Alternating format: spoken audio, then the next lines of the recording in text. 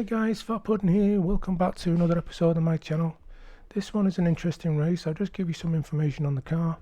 This was designed without need to comply with road and motorsport regulations. The Senna GTR featured a fine-tuned carbon fibre monocle, lightweight body and motorsport derived suspension system, as well as an aerodynamic package of wider front and rear fenders, larger front splitter, bigger rear diffuser, and a new active rear wing with DRS, which makes the Senna GTR generate up to 2,204 pounds, 1,000 kilograms of downforce, powered by an improved McLaren M8 40TR 4-litre twin-turbocharged V8 engine paired with a 7-speed dual-clutch race transmission.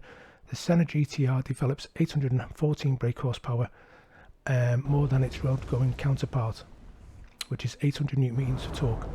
The track today is Watkins Glen. A little bit of information on that. Nicknamed the Glen by motorsport fans, actually known as the Mecca for North America road racing since the actual road course was built in '56. Previous to circuit's construction, drivers raced on the public rounds surrounding the serene village of the southern tip of Seneca Lake in New York State. Since then, the Watkins Glen has been host to every notable form of road racing, including having been in the 20-year home of the United States Grand Prix. Okay guys, I'll just give you some information on the race today. This one was a 14-lap race round Watkins Glen short circuit. I qualified P2 on the grid because I thought I'd try a different approach instead of just starting at the back to see how far I could get. Now this one actually turns out to be a very interesting race, primarily due to the strategy of the pit stop. Now this car was a bit of a beast.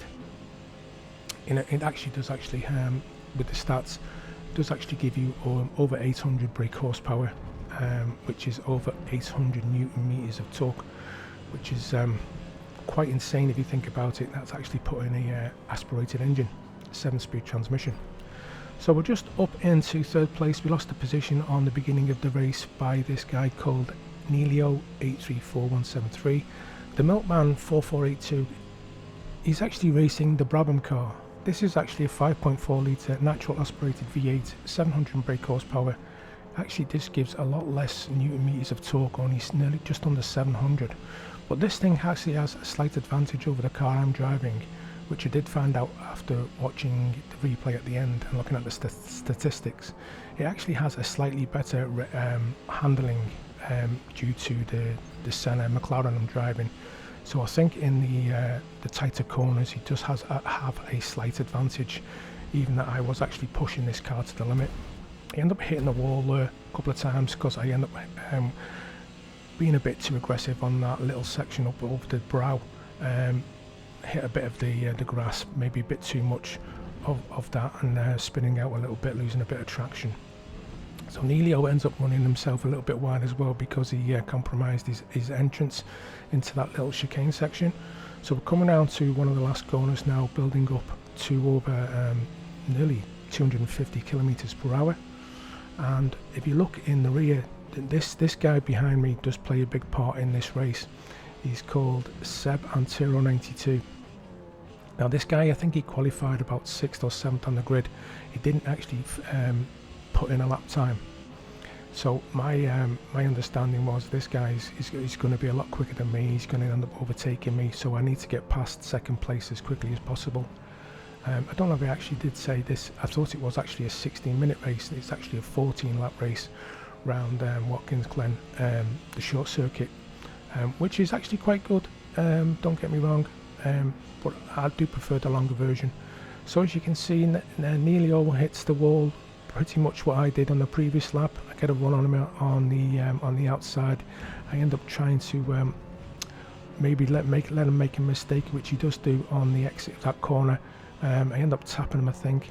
I'm not actually sure if there was contact, but looking at the replay, it didn't actually bring up anything. I don't know if it was a mistake on his part or me being maybe a little bit too aggressive by getting a bit too close to him, but I just thought he broke a little bit early on that corner. Anyway, back to the race. So the Milkman now has actually got up to a 3.8 second lead. Hopefully I was going to try and maybe, not sure of the tyre compounds he picked, maybe he picked the softs for the first stint. My my understanding was that I was just going to go mediums, because I didn't really put a lot of time into qualifying to decide if the softer compound would have the life to get maybe half race distance before swapping. But the mediums did seem to be pretty good. Did take maybe about 1 or 2 laps to get up to temperature, I thought. But Seb Venturo, as you can see, he's in 3rd position. You can see in the replay how close he is. He's actually driving another Brabham, believe it or not. So what I think I'm going to do maybe in the next race, I'm going to actually try that car to see if it suits my driving style a bit more. But don't get me wrong, this Senna car, this McLaren, is an absolute beast of a car. It is very enjoyable to drive, but very, very aggressive. Depending on if you're using the wheel, you can actually fight this thing pretty much around every corner you're driving at, because of the speeds that this thing can get up to, especially with the downforce that it gives you as well. So as you can look again in the replay, Seb Venturo is within a second of me. He's getting about 3 or 4 tenths per lap to catch me. I find out, well, as you will see, the rubber banding effect starts to take a place where I'm quicker than him on certain sections of the track, and he's a lot quicker than me. Now it's either down to a driving style or the car. I just thought we were all very competitive at the front end of this race, and it certainly was one of the better ones that I actually did take part of. Because don't get me wrong, I do actually make a lot of videos, but not all of them I do put on my channel, because at the end of the day it's all down to enjoyment for you guys. I don't want to be at the back and you guys just, you know, looking for another video to watch. So still in 2nd position, we're on lap 5. I was going to come in around halfway distance, so we had 2 more laps. Seb's catching me up. The milkman, but pretty much keeping him honest. Seb gets a better run for me up on the penultimate corner. I check my rear view mirror. It's very close in the replay. He makes a move on the first turn, but decides against it. I think he's just waiting for this back section where he can get me in the slipstream, because he is within the slipstream effect. Downforce is going to play a big part with the wash as well, and that make the car very unstable. I just tried to, I was going to cover the inside line, but it was too late by the time he was there. I just let him through, and I just thought, well, he's quicker than me. What I'll try and do is I'll just try and stay with him as much as possible. I did actually get a 0.50 second penalty there, because I actually did run on the grass. I think the penalty system definitely needs to be addressed, because at the end of the day, it's because I'm avoiding another vehicle. It's not the fact that I was trying to gain an advantage by going off. Anyway, that's I suppose for another video. So Seb's starting to pull away now. I can't keep with him. I've got a 0.5 second penalty. The milkman, who's currently was qualified first on the grid, was still we were keeping him honest for 3 seconds, but Seb started pulling away now. He's 0.8 ahead of me already. I am trying my hardest to stay with this guy. I know he made a mistake there. I actually gained on him by a couple of tenths up, getting to his slipstream. Down to 0.4 now, coming into the little chicane section. Braking as late as possible. Try not to hit the grass. Just keep him out on the apex. Good thing about that track there particularly, the apexes are quite wide, so it just gives you the option to make a slight mistake and easily correct yourself if that is the case, to keep yourself on the track. I'm 0.3 up on the split. We're coming into the end of lap 7, and we are basically first, second and third are within basically 3 seconds of each other. Very enjoyable race by my standards. But Seb's definitely quicker me in that particular corner there. As you can see, he pulled away. So we're both in the pit lane now. I'm not sure what Seb tyres he picked, if he went for the mediums or not, depending on his driving style. I went for mediums. Maybe it's something I need to do a bit more practice on. So you never know, it may be one for the future. So we're all pretty much coming out the same distance between us going in the pits and coming out for exit. There is a bit of a lag issue again, like I did say in my previous video. I had to do more editing to make sure the video synced up with the cockpit view. just couldn't quite get it right. I've got a guy coming behind me, M2 Faithful. I just wanted to stay ahead of him. I didn't want him to impede my progress, to keep with Seb in front. A very fast driver, I have to do, if I do say so myself. Very clinical, very precise, very competitive as well. I mean, he is 900 ranks, so you know, I've got a lot to learn, and he's definitely got more experience than me in this game than I have. But anyway, you can only improve by each race that you do take part in. So got away from 4th place. I think he's in the McLaren as well. Just having a quick look, but I could be wrong. But Seb's got another 1 second lead of me. The Milkman hasn't actually pitted at the moment, as you can see in the top left hand graphic. He's just gone into the pits now at the end of lap 8 to beginning of lap 9. We've actually got 6 laps to go. Hoping to get out in front of him. But as you've noticed, he's still in front of us with the pit stop, because he did have quite a big lead. I think it was close to 3 seconds. But Seb's pushing now, and my understanding was if he can actually get in the mix with him and battle and jostle, this will definitely slow those 2 drivers down, and I could definitely maybe capitalise on their mistakes, either get in slipstream close enough to, you know, push for the win, or maybe one of them will make a mistake and go off or crash. Not like I want them to do that, but you know, when you're fighting for position, it does actually slow you down, because you're not taking the lines that you would want to during the race, because you've got to make adjustments. So those 2 are pretty much first and second now. Seb's took the lead. The Milkman's gone down to second. He's definitely stronger on that last corner. I did notice how much speed he could take into the entry of that corner. I'm still knocking out fast laps. I'm nearly 100ths up on the first sector. The Milkman is staying with Seb.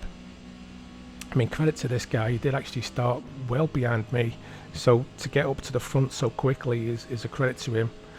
Whatever setup he's got on that car, it's definitely working for him. Through the infield section, the little chicane, Milkman made a bit of a mistake. I did notice now I've got basically 4 laps to catch this guy and try and push up towards Seb to see if he could try and get the win. Still up on the 3rd split, as you just noticed on the graphic. Not by much, but I'm in his toe now. Hopefully I can get a nice exit and entry into the penultimate corner. He's hit the grass again, so that's going to slow him out on the exit. We're in 0.6 now. We're definitely in his slipstream now to make a move. Heart was pounding, by the way, guys, in this race. Concentration levels was way off the scale for me. You know, I give credit to people who actually do this for a living. It must be insanely physically and mentally demanding. So up into the back straight now. He's weaving a little bit. I'm in his toe now, as you can see how much extra speed I've got. I'll go on the outside for him, hoping he can make a mistake by braking really late. He actually does compromise his entry. He brakes really late. It worked a charm for me there. Wasn't being over aggressive, just my driving style worked. That's what I was actually planning to accomplish. I got up at the inside of him. He's made a big mistake. He's down by 0.8 now on my position. So now we're going to have to push. We've got pretty much this lap and another 2 to go to catch Seb. Now, I knew I wasn't quicker in him in this last sector of the lap. He's got a 2-second lead. Times are ticking. We've got 3 laps to go. I'm sorry, I didn't say 2, didn't I? No, that's correct, 2 laps. So we've got laps 12, 13 and 14. It is actually 3 laps. I'm sorry. I'm rabbiting on too much. So, down to 1.9 seconds. The Milkman is still trying to catch me. He's down to a second, so hopefully he's not in my slipstream. This is the section I thought I was quicker than Seb on. As you can see, the graphic is fluctuating between 2 and 1.8 seconds up in the infield section onto the chicane, which I thought I was quicker than them again. I ended up going off the made about 3 or 4 tenths on that, down to 1.6 seconds now. The Milkman's dropping slightly off. I don't know if it's down to his tyre choice or he's made a mistake, but we've all made mistakes. Seb's down to 1.6 now. We've got a couple of laps left, coming down to the penultimate couple of corners, which I know Seb's a lot quicker than me. It's up to 1.8, so he's quicker there. Coming down the last corner, it's up to 1.9, so that's where he's quicker. Basically sector 4 of the track, the last couple of corners. So coming down to turn 1, we've got 2 laps left. Heart's pounding out my chest here. Really holding onto the steering wheel a bit too hard because of the intensity of the race. I couldn't do any more than what I was doing. We're up to 1.8 now. Not really lost a lot of time. Down to 1.7. The milkman's dropped off now. He's I would say he's out of the picture now, but great to him. Give us a good fight. The infield section now, got this a little bit better now. Got round, didn't go on the grass there. The time's pretty much stayed the same, back up to 2 seconds. Coming down to the last couple of corners now, where I know Seb's quicker than me. Unless he makes a mistake, there's no way I'm going to catch this guy. But trying to keep him as honest as possible by just making sure he can see him in his mirrors, because I'm sure he's checking his telemetry to see where I am. Ran a bit wide there on that corner, up on the last penultimate corner now. Coming down, he's got me by another couple of tenths. Even I'm actually half a second up on me split, so it's not like I'm going slow and I'm pushing as hard as possible. So coming down to the last lap now, into turn 1, take that pretty much perfect. Didn't run a bit wide on the exit there, because I used the last couple of laps I've been running really wide. I'm surprised I've not got more penalties. This is the section that I'm quicker on, so basically full throttle, don't use the brake, just power up over the hill, trying to get into his slipstream. He's still got a 2-second lead, he knows it, he knows he's comfortable. Unless he makes a mistake, I am not going to catch him. This is the section a little bit stronger on him, get that pretty perfect there on the last one. I can see him getting closer. He's lost half a second, it's down to 1.4 seconds. I am pushing extremely hard now. Coming up to the last couple of corners, but I know Seb's stronger than me in this last section.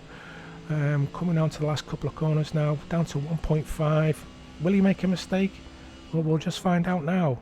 I think he's starting to feel it now, but not as much as I thought, but was trying my best. So coming down to the last corner now. What a great race, guys. Credit to Seb for where he started and when he finished. Kudos to you, my friend. That was an intense race for me anyway. Hope you enjoyed this one, guys. A very interesting one. And as you can see, me and Seb were the only drivers in the 105s, which was thought was really good, even though I did actually get a 0.50 second penalty. The milkman finished 3rd, and the rest of the guys as is. So guys, I hope you enjoyed this one. Don't forget, if you do like my content, do please consider subscribing and hit that notification for further updates. I will put a video up for you in the corner for you to watch if you're still interested. And I'll speak to you soon, guys. Bye for now.